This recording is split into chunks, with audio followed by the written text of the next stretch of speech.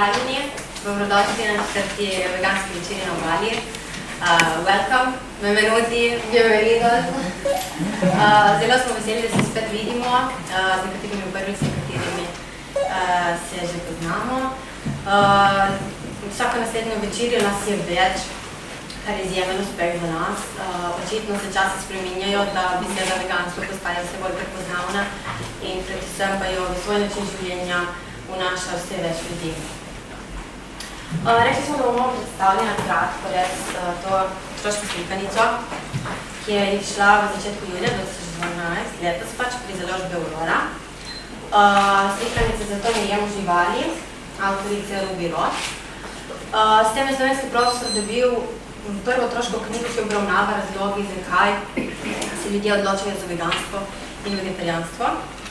Predvsem ne izkrivlja resnice in omogoča razmislek tako staršem, kakor otrokom o tako pomembni temi.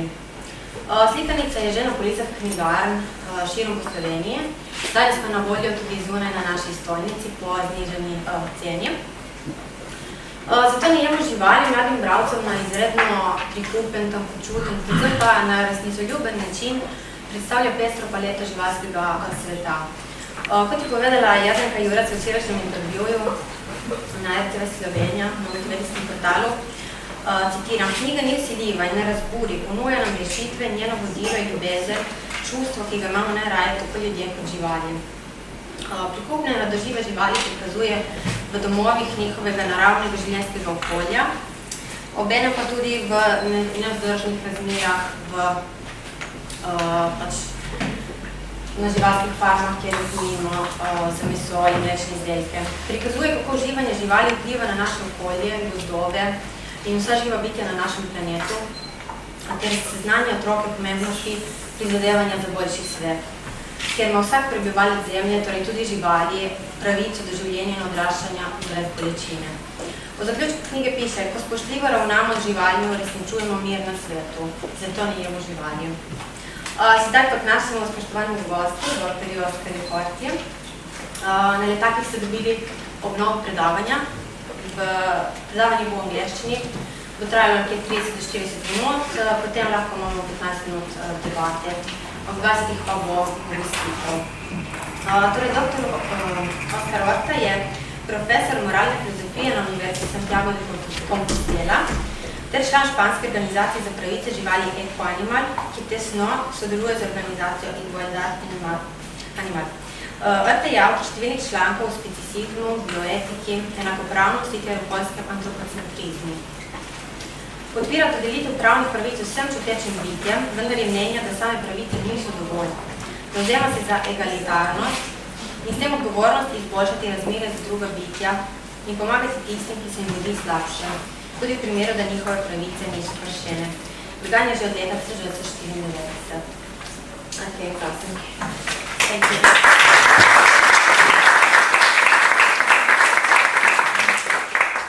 Okay, thanks a lot. Is this working or can I just... Okay, better than that, because then you have to like change there. Okay, so thanks a lot. Thanks to everyone for coming, and thanks to the organizers. I really appreciate the strong work, the hard work you've been doing to make this possible. And I didn't really know very well how to organize this talk and where to put the stress and everything. So I just basically tried to prepare something having to do with the reasons to do what I call activism in everyday life, which is what we do when we carry out a vegan lifestyle. Veganism is not just a diet or not just a way of buying some products or other, it's a way of living. And what we're gonna see now are the reasons in favor of this way of living. So maybe some people will afterwards think about living according to a vegan lifestyle. Others may not do it, but in any case, I think that we could take some advantage of the fact of speaking about these issues. Right, so I'm going to start with this first question. Is it justified to disregard non-human animals? And I'm going to start with this question because this is basically, this is the baseline of all these debates, right? Because in current societies, we are all familiar with the view that there is of animals. And most people think that animals are basically just like things. Or maybe just something that are like things, but a bit more important than things. But basically something that we can use and that we don't have to pay any attention to their interests, we don't have to respect.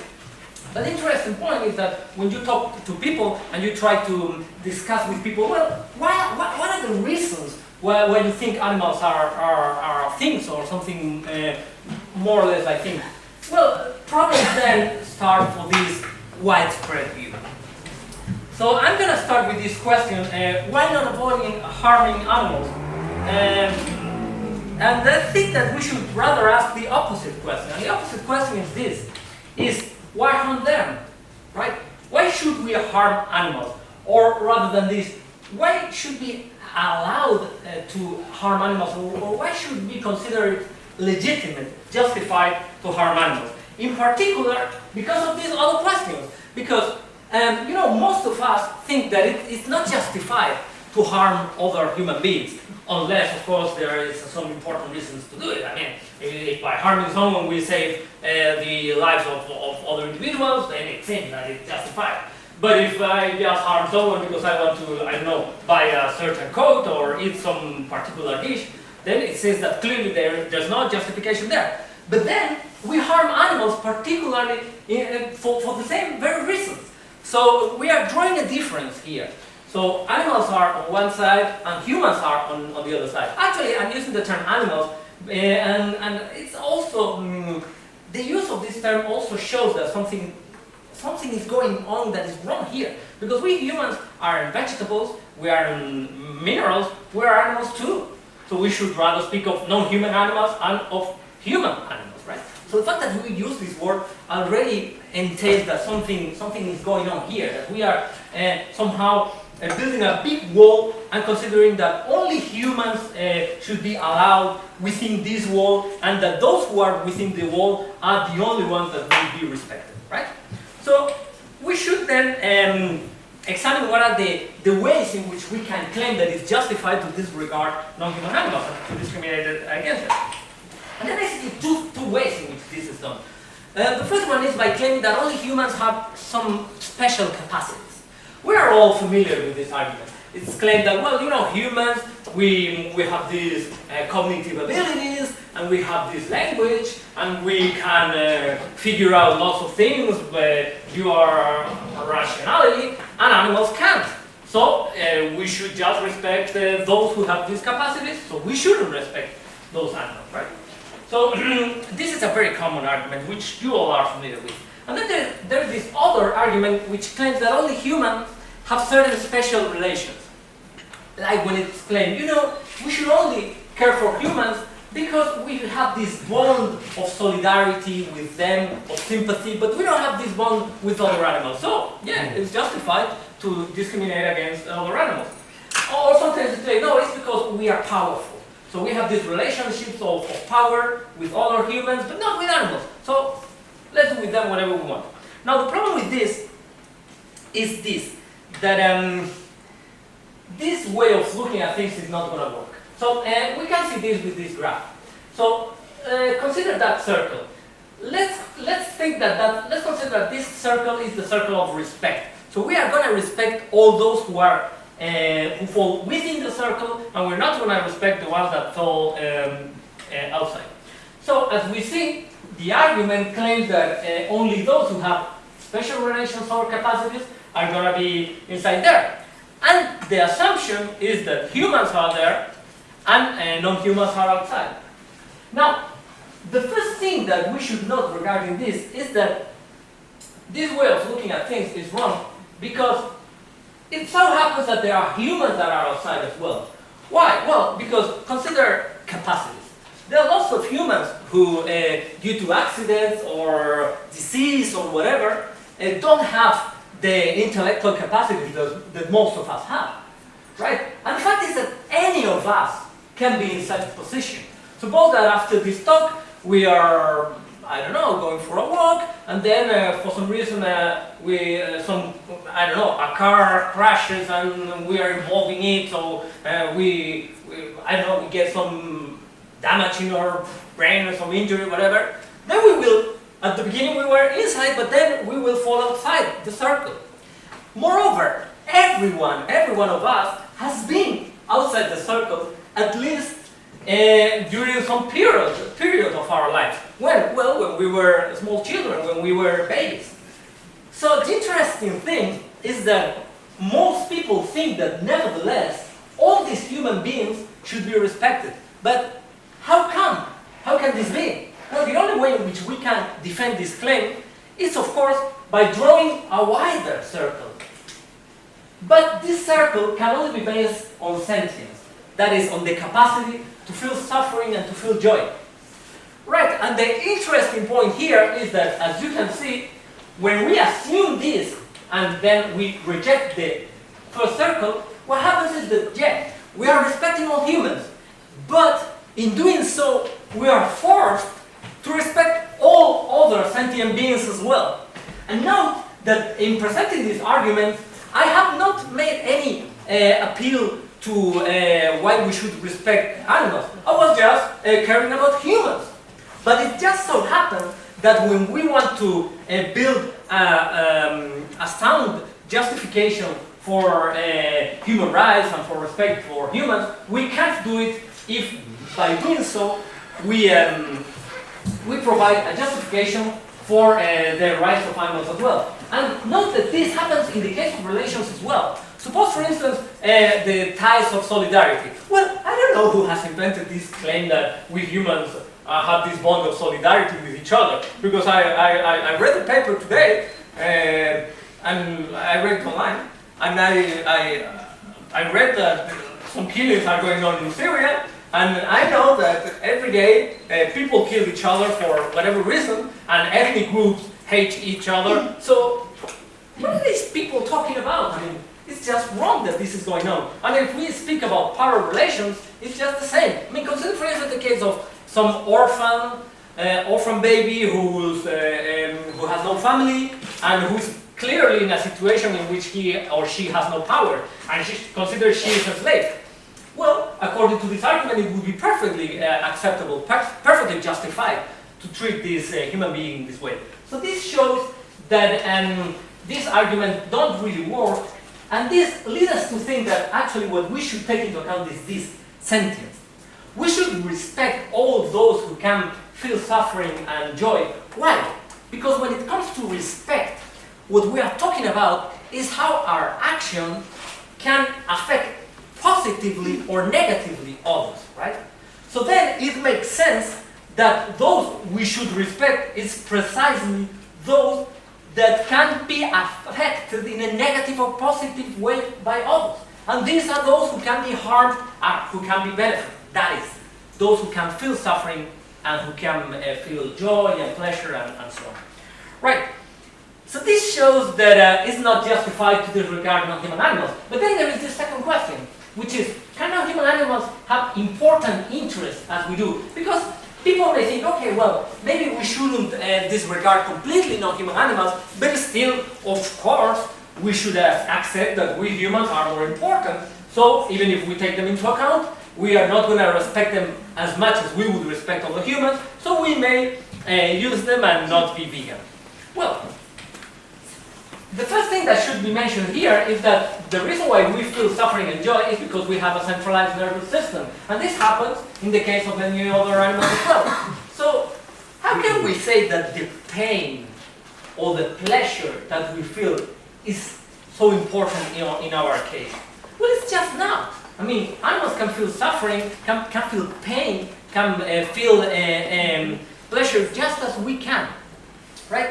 But then the argument here, look, this is a difference that there is between animals and other living entities like plants. Because the thing is that if you compare these two pictures, here you have a centralized nervous system.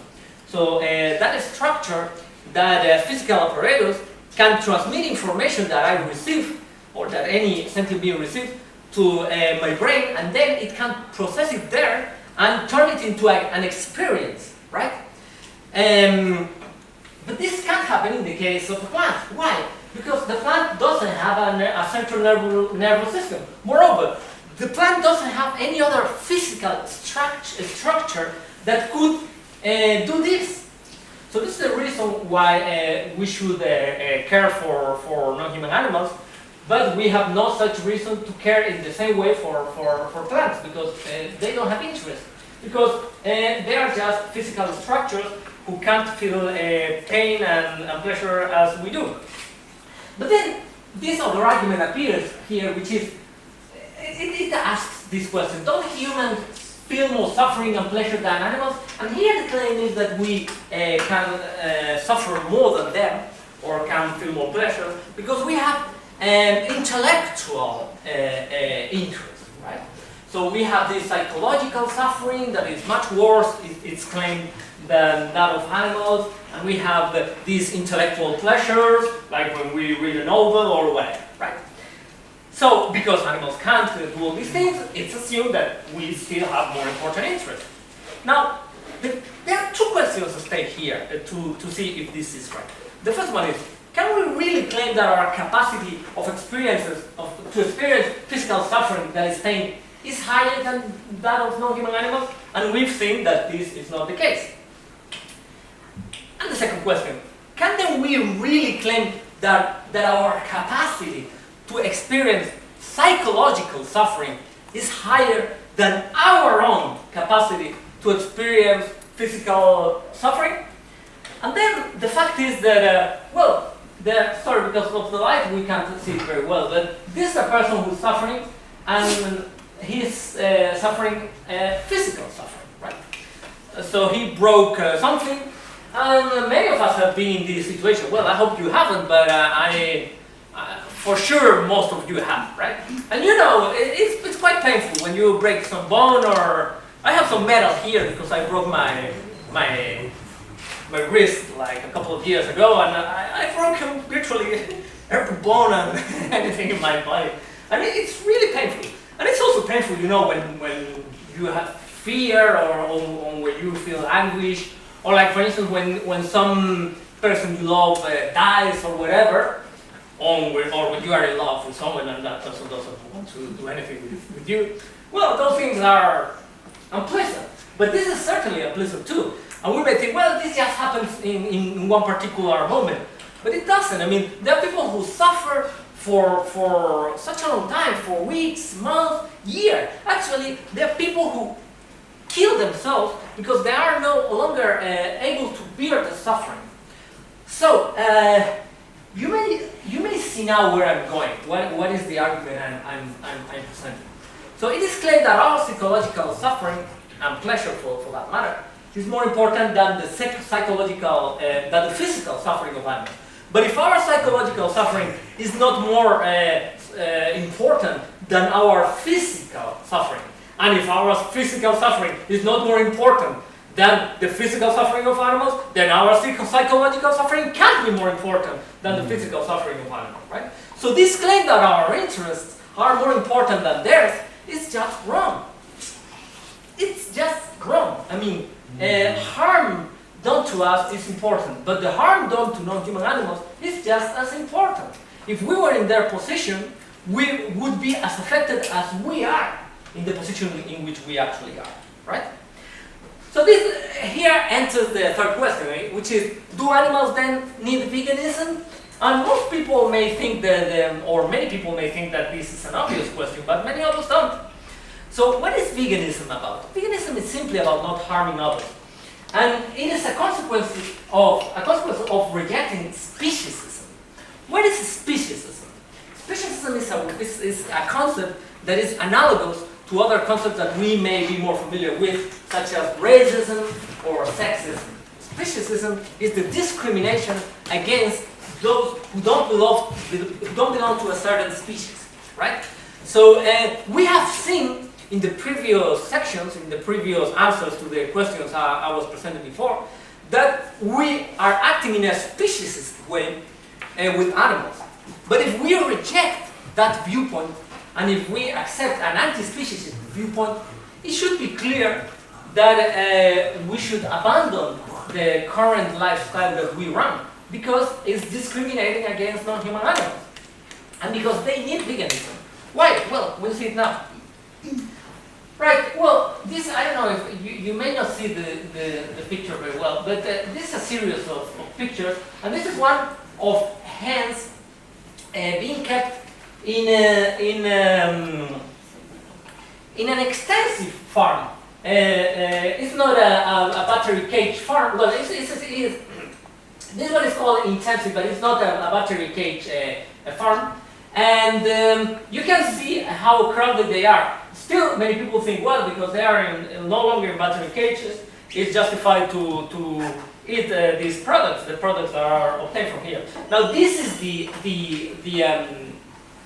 picture of some cows that are also crowded, but because they aren't kept in closed barns, they are also assumed to be fine. So what I'm doing is I'm presenting different pictures of animals that are not in the worst situation in which animals are, you know? Yet, the situation in which they are clearly would be unacceptable if it were humans who would be suffering. Now, these are some chickens that are left there to die, and you know why this happens. This happens because when they are breeding the hens that would lay eggs afterwards, they have to select the females and discard the males. Why? Well, because broiler chickens, that is those that are bred to be eaten, are a different variety of those that are selected to lay eggs. So the males are all killed, and this is a consequence of the use of these products of eggs. And this is how these animals end. Either if they are, if they have been grown for being eaten, or if they have been kept for laying eggs. At the end, this is what would happen to them. I mean, they will be killed, and you know how they kill them. You know, like for instance, this method, which is quite common. They hang them like this, and then they pass through these tanks in which there is some electricity connected. So they are stunned, but as they are moving, sometimes they aren't stunned. So when they pass through the knife, sometimes they aren't killed and they are boiled alive, right? Just because many cows and many pigs are also, perfectly alive when they are killed, they are stunned, and some of them are boiled alive or are skinned alive. But still, even if they weren't, and even if their death wasn't as such, even if their death were painless, you know, death is a harm for us because it deprives us of all the positive experiences that we could have in the future. So as long as we are beings who can feel suffering and joy, death is a harm to us because it deprives us of all that joy. And well, we can see here another example of this. This is a calf which is being kept in this small, tiny space in which he or she can't move. And this is also a consequence of the dairy industry, because for cows to give milk, they have to get pregnant, and they have to get pregnant, and then the calf is removed from them, which is very, very stressful and cause them to grieve a lot. And then the cows will be killed. And here is a fish farm. So many people, when they think about the animals we use or we eat, just think about maybe cows or pigs, but the overwhelming majority are fish. Like for instance, in abattoirs and in the slaughterhouses, each year, by now, around close to 60,000 million, that is 60 billion animals are killed. But when it comes to fishes, it's been estimated that between 1 trillion and 3.5 trillion could be killed each year. And as you can see, well, their life isn't fancy either, when it comes at least to those who live in fish farms. And here we can see a picture in more detail. Maybe you can see it very well, but they have basically no room. And well, this is the slaughter of tunas. These are some pictures from an investigation that the animal rights organization Animal Equality, which I strongly support, and I recommend you to support as well, because they are doing a fantastic job. Well, they have shown to the world the kind of slaughter that many fishes have to suffer. Right, and also this is a picture that is particularly clear in the harm that animals suffer. So the point is that we would never ever accept any of this if it were humans who were involved. But we've seen that we have no reason to disregard non-human animals in situations in which we would never disregard humans. So something wrong is going on here. And what happens is that who is responsible of this? Well, the thing is that it's like if there was a button that causes this to happen. And most of us, most people press this button. When? Here. It's here where the button is. We go shopping and we choose this product, this animal product. And when we choose it, and when we pass through the register machine, then we are pushing the button. So you remember each of the pictures. So you pick the product, you push the button, the suffering occurs. Then you pick the other product, push the button, death occurs. And you know, it's like, is it worth it? Well, we should carry out a fair comparison here. And suppose that, consider the case when you are eating some animal product, right? Suppose that you are eating like chicken, and you taste it. And you taste it for, I don't know, the 5-10 seconds you have it in your mouth. Each of that second entails how many hours of suffering in a farm. And what harm, if it comes to the harm of death, how could we estimate that, right? So this is basically it. I mean, this is the button that causes this. We can go backward. That's the button. We press it, this occurs. This doesn't occur just because. There is a reason for that. So, and as I said before, this really affects a huge number of animals. I mentioned this figure before, and we are excluding also shellfish from here. We're excluding like crustacea and mollusks and all that. But this means that in a lifetime, each of us, on average, are responsible of the death of this amount of animals. You know, so it's like pressing the button all the time. So, is this fair? I mean, let's consider this as a matter of justice. Suppose that we have this cake here, and we are going to assume that it's a vegan cake, all right? And suppose that we have to cut it in four different slices, right? So we could cut it like this. Yeah, it's a way of cutting it. Yeah. But is it a fair way to cut it? We would think that the fair way to cut it is this, right? So this is a matter of justice. Justice is about non-discrimination. So we behave in a just way when we don't discriminate others, when we treat them as we would like to be treated if we were in their skin. So we compare this with this. So how do we treat non-human animals when we use them as products, as services? Do we consider them in this way? Surely not. Surely not. So it's not that we are not being compassionate or that we are not being benevolent with non-human animals. It's that we are not being just with them. This is a matter of justice. It's an injustice what we are doing with animals. Why? Because we would never, ever accept it if we thought about it in an impartial way. I mean, if we suppose that you close your eyes and you imagine, what would I like the world to be if I didn't know if I was going to be a human or a non-human? Would I accept that people use animals as products to eat and to wear and to whatever? Certainly not. So that's why this is a matter of justice.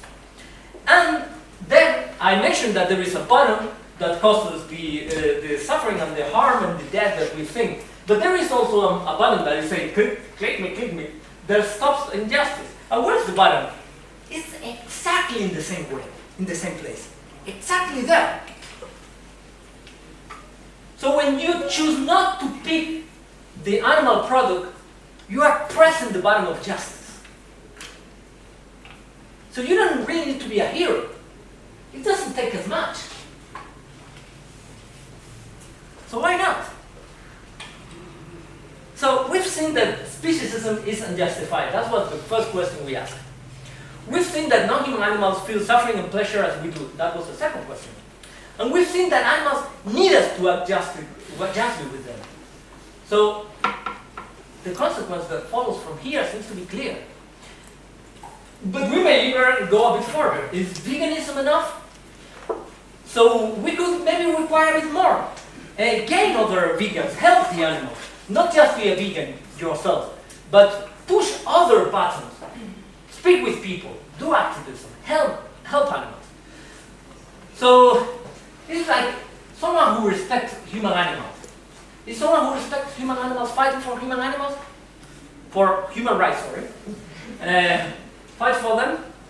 Not necessarily. I may not kill anyone, but I may not do anything for them. But I may respect human rights, and then be involved in defending human rights, in spreading this view. So the same we could do in the case of animals, right? So I would recommend to be more than a vegan, to spread veganism, to be an anti-speciesist, and to help animals to be helped. Okay? So this is basically the message that I wanted to present, and I just want to finish this with a picture of our weapons. There are lots of injustice in the world, and many of them are very difficult to tackle, and in the case of many of them, we can't do anything about.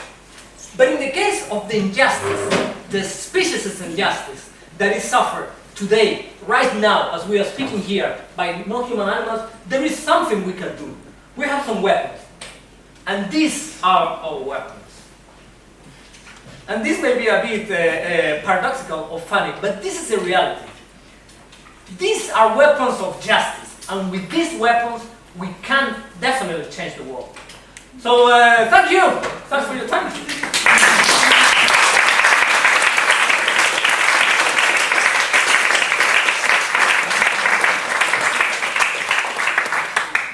So, but I'm going to put here my email and my Facebook address in case someone wants to ask me anything later, because I know that people sometimes are shy or whatever, so we can keep on discussing afterwards.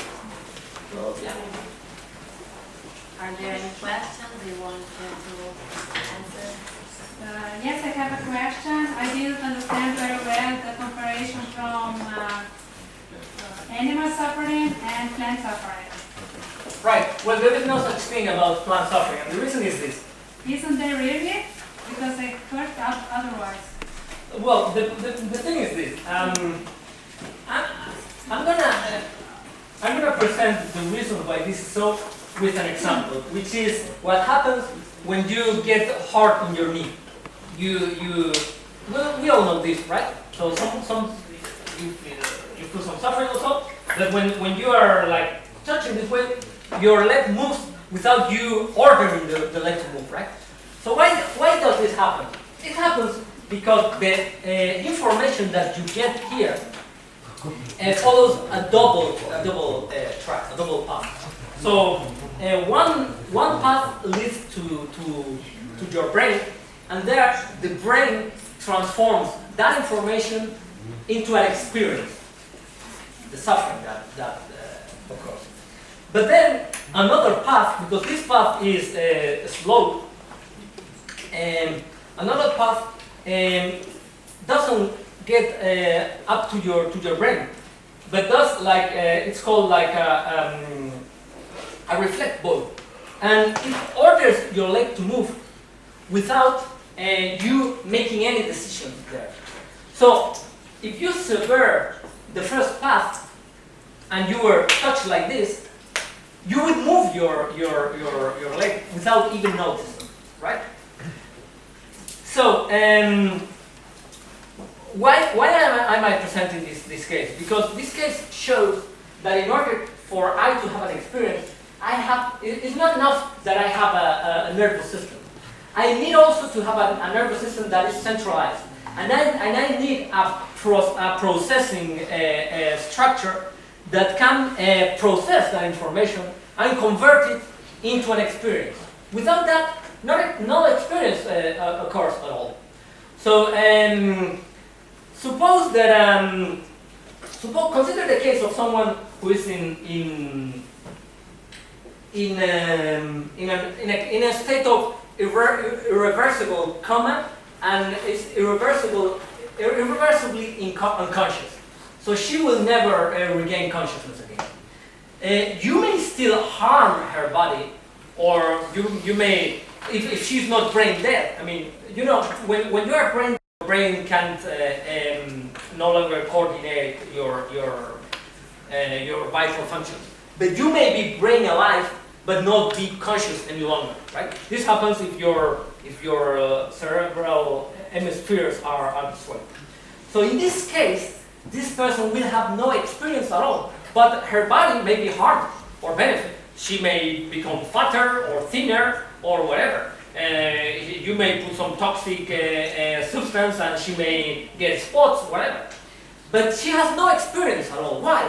Because there is no centralized nervous system working there. Without a centralized nervous system, no possibility for experience.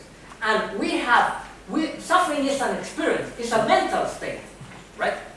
So what happens is this explains why animals can suffer, because they have centralized nervous system.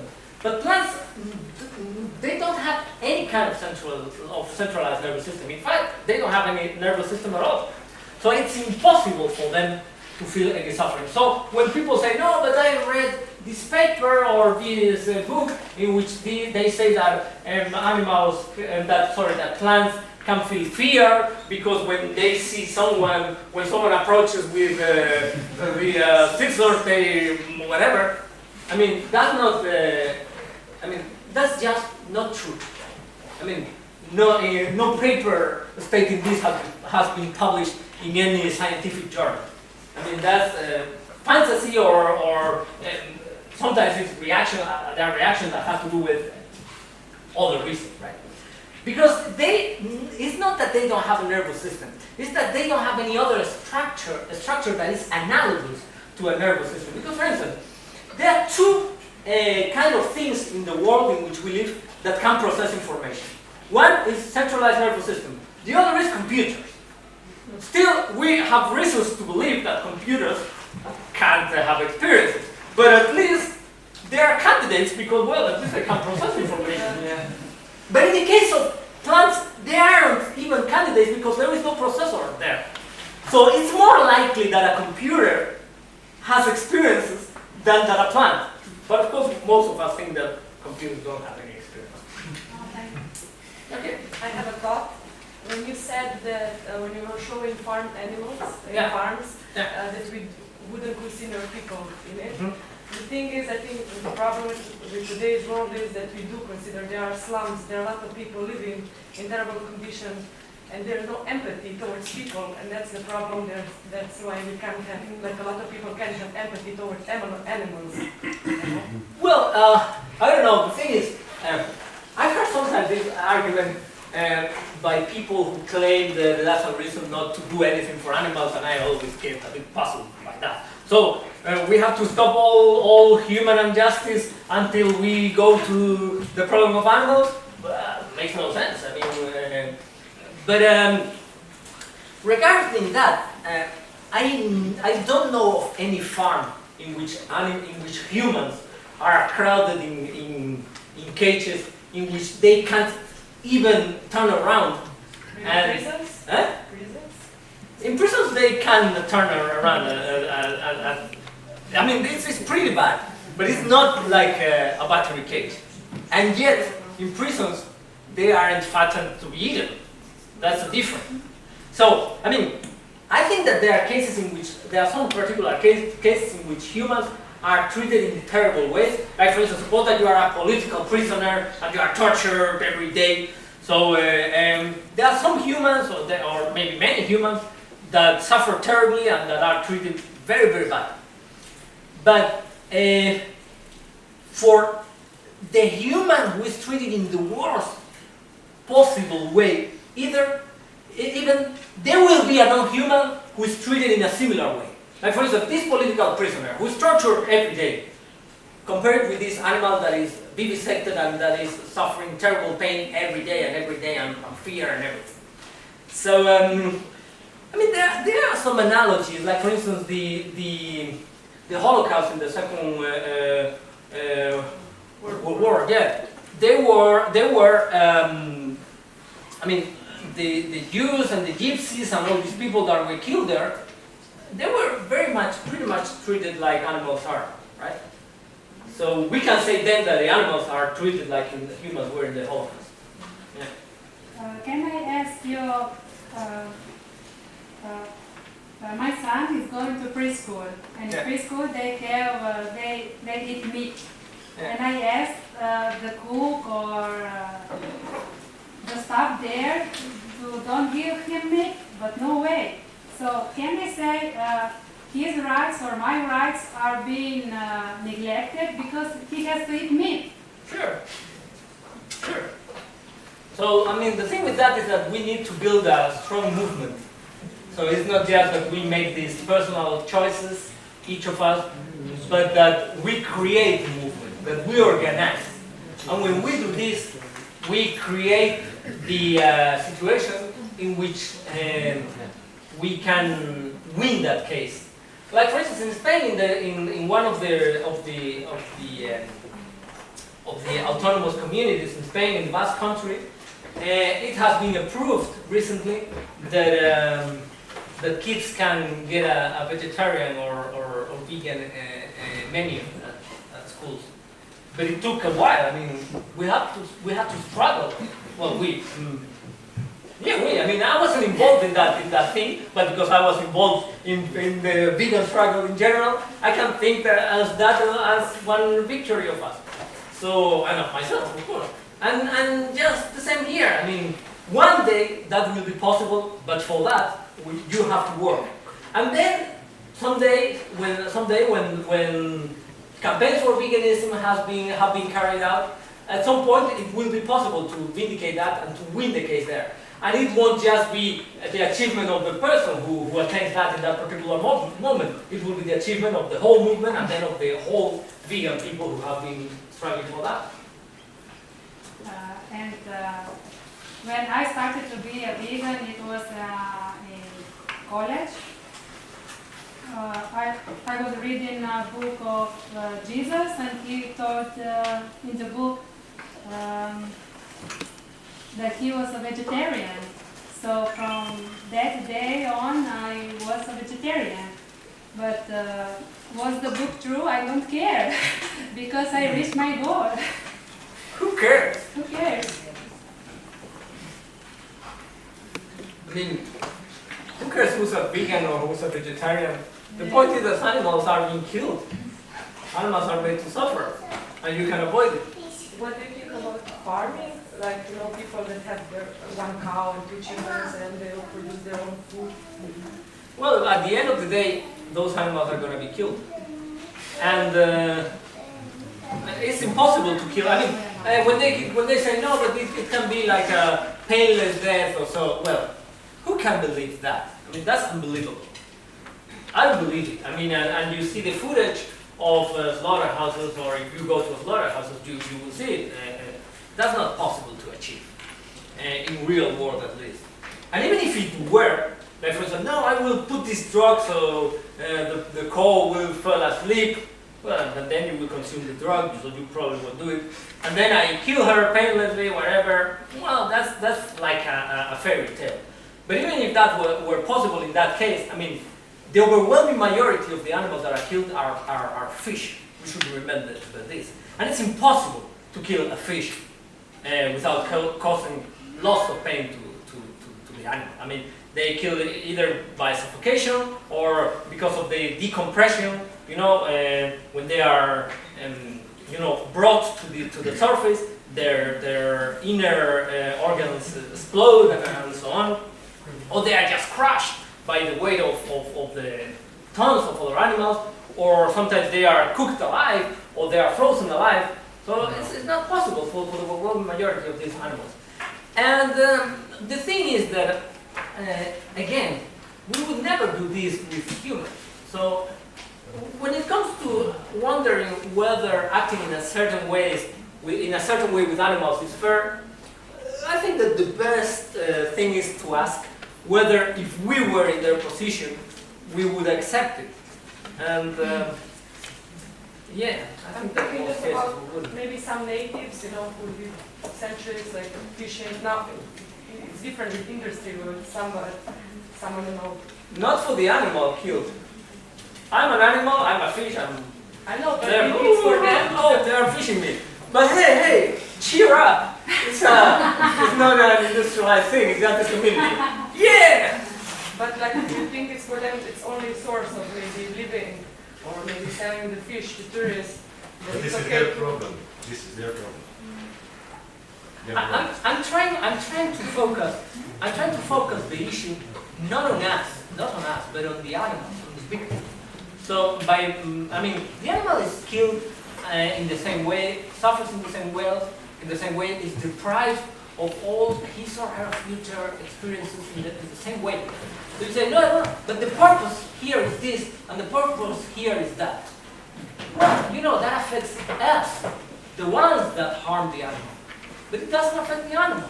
The animal doesn't care about that. It's harmed in the same way. So when we give up a species' viewpoint, we no longer see the things from our own viewpoint. We try to see the things, the issues, from all the viewpoints. Our own viewpoint and the animal's viewpoint. So, you know, if, as I said, I mean, it wasn't, I wasn't trying to make a joke or a funny thing when I say, I'm the animal and I'm killed. Well, no, it's just the way I think we should look at it, that the animals couldn't care less about the reasons why we are harming them or about who is harming them. Can you explain the difference between fish and plant fish? And which one comes to? Shellfish. Plants. Shellfish, yeah. Some people only eat shellfish. Well, okay, see here. As I said, those who have a centralized nervous system can feel suffering and joy, or at least there are strong candidates for that. Because suppose that you have a very simple centralized nervous system. Maybe that's not enough for having experiences. We don't know. And then there are nervous systems that aren't centralized. This happens, for instance, in the case of jellyfish, which is called jellyfish, but it's not fish, you know. Or in the case of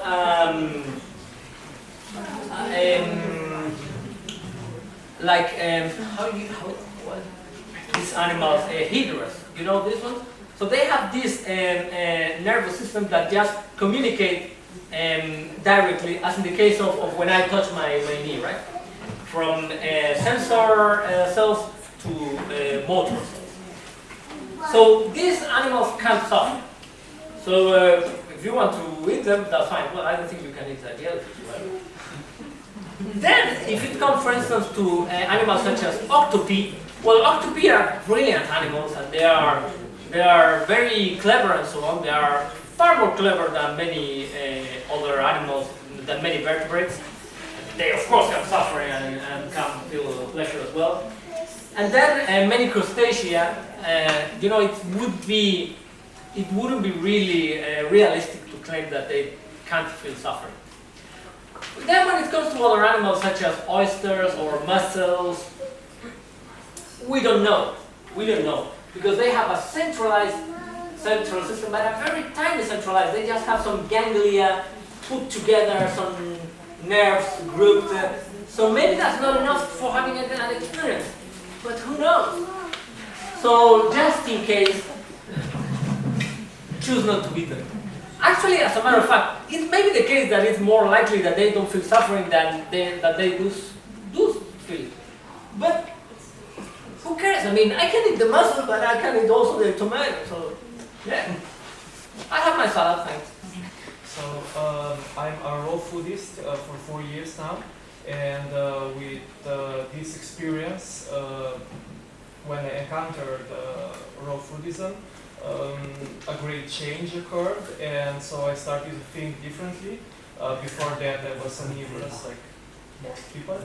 But anyway, now my point of view is that if people are really carnivores and they should eat meat, but if we look to the animal world, we see that all the animals that eat meat, they eat raw meat, so uncooked meat. And this is a strong argument that humans just aren't carnivores, because if they were, they would have a completely different digestive system and they could digest even raw meat. So this is a point of view that a raw foodist gives. And usually vegans don't take in consideration, or they do not integrate it in their view of the things. But in my point of view, it's really basic, because I think that humans had started cooking food probably in a glacial era, in glacial age, when there was a shortage of food and they had to cook some meat to survive. But before that, so Homo sapiens sapiens was a descendant of the apes, and we were feeding ourselves like all the apes do, so fruit, vegetables, seeds and nuts, all raw, all uncooked. But during the glacial era, we have invented the technology of cooking. So this is a technology, the technology of boiling, of baking. And because we have found out that this technology is so effective and that we can control the processes of cooking by using the fire, we have adapted this technology also to other types of food, all the crops and all the other types of food. But we are not genetically adapted to cooked food, actually. And so I think that the cooked food is basically the first addiction that we should get rid of it. So cooked food in general, and only from then, when one gets clear of this addiction and his body gets clear, one can really sense that we don't in reality need meat, because we cannot digest it raw. Maybe we can eat just a small portion of shellfish just to integrate the vitamin B12, which is absolutely necessary. And I know also the case of apes which are eating small quantities of shellfish. So this would be my point of view, which I would like you to consider.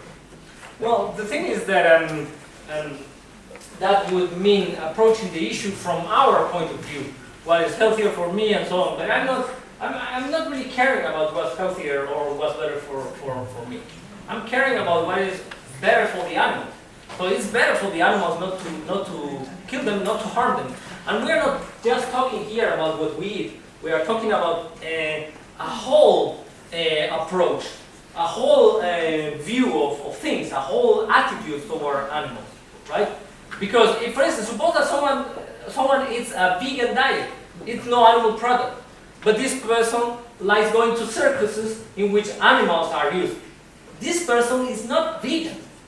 Being vegan is not about eating, it's about respecting animals. So if someone doesn't eat any animal product at all, and doesn't wear any clothes that are done with animal bodies or so, but when she or he sees a cat, he throws stones at there or whatever, that person is not vegan. Veganism means respecting animals, and because you respect animals, you don't use them. That's basically it. So it's not about what is healthy to us, it's about what is good for them. And regarding the first point you mentioned Well, the fact that the fact is that people who eat meat don't die right away. They still live for some decades, right? So the fact is that we can choose the diet we want to have, and we know that if we eat meat, we are going to live for certain decades. We may have some health problems, but we nevertheless will probably make it to, however, I don't know, whatever, 70 or 80 years. So in this way, we can say that we can choose to eat meat, we can choose not to eat meat. There are a whole bunch of alternatives available to us.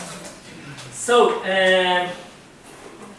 do I make my decision on the basis of what is more natural to me or what is better for myself or so on? Well, maybe afterwards I may choose to do that. So maybe afterwards I may choose to, you know, not eating certain products that are bad for myself. But the first decision has to do with, wait a minute, I'm going to respect this other guy, this animal. Well, just like, I don't know, I would do with humans. Suppose that I don't know, I may choose not to exploit a human in a certain way, and then the alternatives that are left to me can be beneficial, more harmful for me. Well, that's a completely different topic. And regarding the point of the point we mentioned before with the shellfish, given the reasons presented previously, I would oppose eating them completely, just in case they are sentient. And what about vitamin B12? Well, there are some vegan products that are enriched with vitamin B12, and if not, you can also take supplements.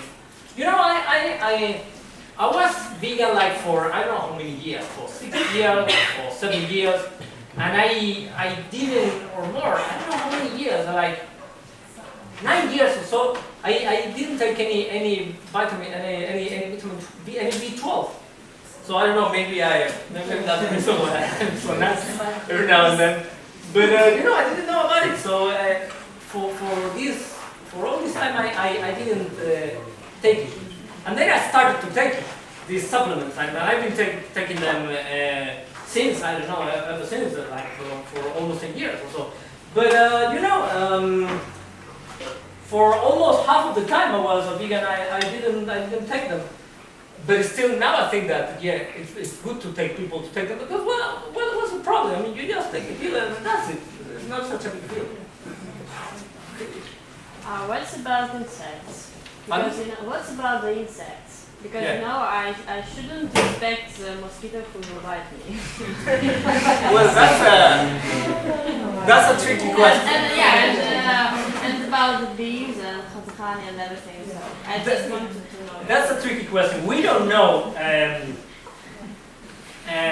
what happens inside an insect.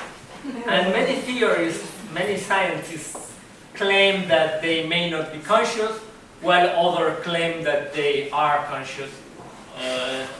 So, you know, because for instance, if you consider bees have this amazing, complex way of behaving. So it would be weird to claim that they behave unconsciously, that they unconsciously recognize, like when they dance to, you know, to show, hey, you see the flowers are there. So weird that can be done automatically. Strange. But then if bees can be conscious, how come other insects are not? When they have this evolutionary story, which is basically the same and all that, right? So regarding the mosquito, I would recommend try not to be bad with them. For instance, if you have a plastic like this, for example, you could do it also with but it's risky. If you have a plastic thing that is similar to this, and the mosquito is there, you can put it like this, so the mosquito is trapped. And then you put something, and then you go to the window. This is my system. I use this thing, which is, you remember these CD thingies, these 50 CD packet or whatever. So the top of it is pretty good. It's great. But I have to confess, I mean, I'm telling the truth, I have to confess that not long ago I killed a mosquito while I was half asleep. I did like this, and I said, help, I killed a mosquito. Sorry about that. But I was half asleep, and I didn't make the decision, okay, this is a mosquito, I'm gonna kill it. It was like something like that. But I try not to harm insects if I can. Yeah, because I mean, even animals like crows or pigs, they kill insects where they bite them. So I mean, it's natural. It's natural. Well, animals bite us. How we could not to bite them? Well, you know what? The thing is that it's naturally. The thing is that not farming, but this. What is? I mean, it's natural. That's fine. So what? I mean. There is absolutely no relationship between something being natural and something being good. Something natural may be very, very bad. And in fact, lots of natural things are very, very bad. Like for instance, animals, you've mentioned, they bite each other. Well, yeah, of course they do. Like for instance, consider this wasp, this ichneumon, that they lay their eggs within the body of caterpillar, and then the eggs will grow out and they will eat the caterpillar from inside, respecting the vital organs, and at the end they go out.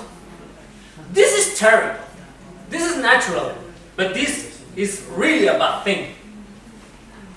I wish this didn't occur, because this is very bad for animals. And there are a bunch of animals that are suffering a lot while we are speaking here.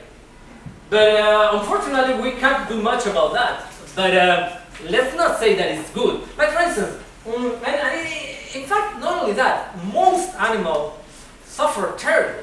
Like for instance, fish. Okay, cats may lay millions of eggs. This is because this is the way that many animals, most animals, reproduce. They don't. I mean, some animals have a single child. I like calling them child, children and babies, right? Like for instance, an elephant or a gazelle, whatever. But a fish or a frog, they will lay eggs, but they don't lay a couple of them. They lay millions, and then millions of tadpoles, small fishlings get out of there. Here I am, alive, and they die. Yeah. Most of the animals that come to existence die because they starve. So most animals never eat. They just come to existence. Oh, I'm gonna leave food, no food, die. But those are painful deaths. So is that great? Well, it's not great. Is it natural? Yeah, it's natural, but it's terribly bad. I wish things weren't like that. And if I'm able to help, for instance, if I see an animal starving, I would. I think that it's good to help them. I mean, it's not just good not to harm animals, but also if we could help them in a situation in which we can without doing more harm, because we could say, okay, I'm going to help this animal, and to help this animal, I'm harming this other, all of us. So we shouldn't do it. But I mean, let's not put it as an example of what we should do when it's natural. Because it's just like the example of the lion and the gazelle. The lion is the gazelle, so why shouldn't I eat the pig? Well, you know, should I explain it to you? What is the difference between the lion situations and yours? And well, it would be great if the lion didn't need to eat the gazelle. So if someday I'm around and I'm carrying my rucksack and I have this vegan food, and I see the lion, I'm gonna kill the gazelle, and I say, hey, why not eat this food? And he says, well, okay, yeah, I'll eat it instead. I will do it. That would be the vegan attitude. Yeah. It's like, for instance, I mean, there are lots of ways. This is amazing, and this is an issue that is very seldom tackled. But there are lots of ways in which we could not only not harm animals, but actually help them. And help animals living in the wild. Like, for instance, let me just put this example. Animal disease. Lots of animals die in terrible pain because of lots of disease they suffer. And in many cases, we could help them. Like, for instance, there is this program of vaccinating wild animals against rabies. you know, rape is this condition that they bite you and like if you were a zombie or something like that, right? So this condition is terrible for animals. And the thing is that they developed this vaccine. I mean, it's unbelievable, but it's true. So there are these species with the vaccine, and with helicopters, they throw them in the water. They've done this in the US and in the UK and in many other countries. And the animals eat them, so they don't get the condition. And why are they doing this? Because otherwise the condition could be passed to domestic animals or to humans. So it's an anthropocentric thing, a species thing.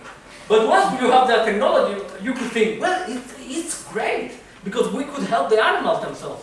So why not? Some people think, well, this is not natural, we should leave nature untouched, that's something wrong, that's messing with nature. I don't see it like that. I see it helping the needy.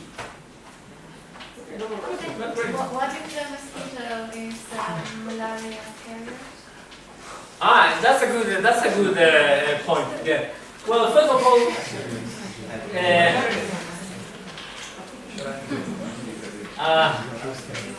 you could sleep with these things to avoid the mosquitoes to get in. There is this technique that has been implemented in which, but it's good to do more research on that, because some animals, well, no animals is necessarily killed, although some animals are treated. They have this, they breed these mosquitoes, and they treat them in ways that, so they are sterile, right? So then they free them. And these mosquitoes, they reproduce with other mosquitoes. And what happens is that because these mosquitoes are sterile, they won't lay any eggs, right? And because mosquitoes just reproduce once through the period and so on, then this will reduce the population. And this has been done successfully in the Caribbean Sea, in Florida and in some other states in the United States and in some other countries, to fight malaria and dengue and some other conditions, I don't know, Nile fever or something like that. And it works. It works by reducing the population of those animals that carry this condition, of those mosquitoes that carry this condition. And some people may say, well, we should respect the mosquito's right to existence. But you know, if the way in which this is done is that you know they don't reproduce, I don't really see that as a problem. It's like, for instance, like stray dogs and cats. You know, sterilization is certainly a bad thing for them. But you know, the other alternative is wrong, is worse, because otherwise lots of animals are going to be killed and will suffer a lot. So if you don't kill them, but you just avoid that new animals come to existence, I think that's a good idea. That's basically it.